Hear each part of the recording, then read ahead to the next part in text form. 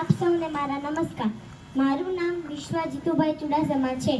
હું પાલિતાણાની ગણેશનગર પ્રાથમિક શાળામાં ધોરણ 4માં અભ્યાસ કરું છું.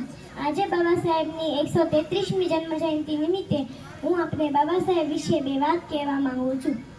ડૉક્ટર બાબા સાહેબ ભીમરાવ આંબેડકરનો જન્મ મધ્યપ્રદેશના મહુ ગામમાં તારીખ 14 એપ્રિલ 1891ના રોજ થયો હતો. તેમના પિતાનું નામ રામજી સકપાલ અને માતાનું નામ દેવાબાઈ હતું. તેમના પિતા અંગ્રેજ સરકારમાં લશ્કરના સુબેદાર હતા. ભીમરાવ બાળપણથી જ ભણવામાં ખૂબ હોશિયાર હતા. તેમના પિતાએ તેમને ભણવા માટે ખૂબ પ્રેરણા આપી હતી. ભીમરાવે પોતાના પિતાની મહેનત હતી અને હિન્દુ ધર્મમાં રહેલી આભડછેડનો સામનો પણ કર્યો હતો, એટલે તેઓ ખૂબ ભણ્યા હતા. તેમણે માત્ર ભારતમાં જ નહીં પરંતુ વિદેશમાં જઈને પણ ખૂબ અભ્યાસ કર્યો હતો. તેઓ ખૂબ પ્રતિભાશાળી હતા. તેમણે અનેક પુસ્તકો લખ્યા હતા. ભણી ગણીને દેશના દબાયેલા અને પછાત લોકોના અધિકારો માટે લડત ચલાવી હતી. દલિતોના અધિકારો માટે તેમણે પોતાનું આખું જીવન ખર્ચી નાખ્યું હતું. પાણીના અધિકારો માટે તેમણે દુનિયામાં સૌથી પહેલો સત્યાગ્રહ બાબા સાહેબે કર્યો હતો, જેને 14 તળાવના સત્યાગ્રહ તરીકે ઓળખવામાં આવે છે.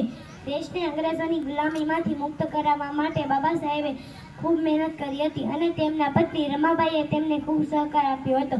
આના કારણે બાબા સાહેબે પોતાના 4 સંતાનોને પણ ખોયા હતા.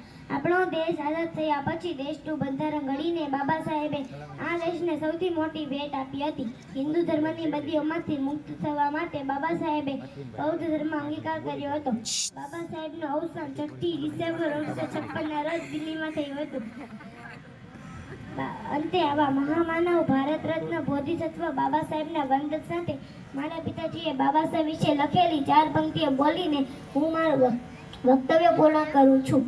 યુગોથી રાખમાં ઢાકેલ એક અંગાર છે બાબા, યુગોથી રાખમાં ઢાકેલ એક અંગાર છે બાબા, સ્વયં નિર્માણ પામેલો સહજાકાર છે બાબા. બનાવ્યો માર્ગ સાથે ચાલવાની રીત પણ આપી, બનાવ્યો માર્ગ સાથે ચાલવાની રીત પણ આપી.